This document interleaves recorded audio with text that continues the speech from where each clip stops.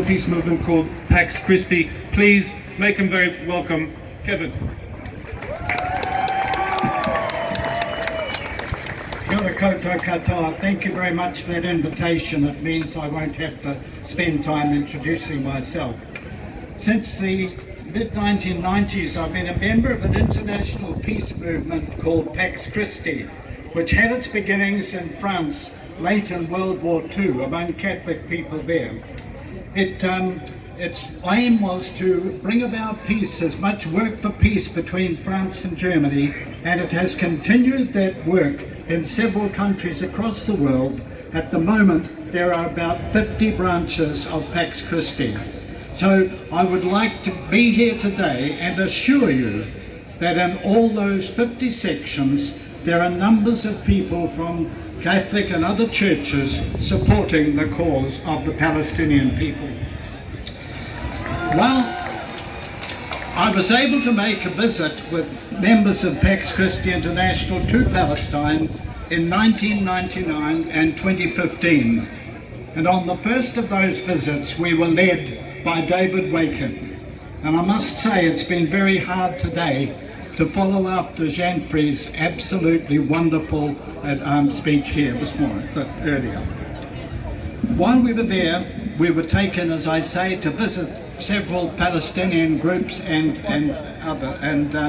families. And I'd like to just give you a brief reading from the diary of that time, which shows the effect that visit had on Pax Christi members everywhere. Our visit to Bethlehem, among other places, exposed us to the oppressed situation of Palestinian citizens under the dominance of Israeli military and the arrogance of settlers on illegally confiscated Palestinian land. It was a harrowing experience, but it was upset by the understanding and meeting of members of some groups, some Jewish groups within Palestine and Israel. Groups like Rabbis for Peace, Women in Black and Breaking the Silence.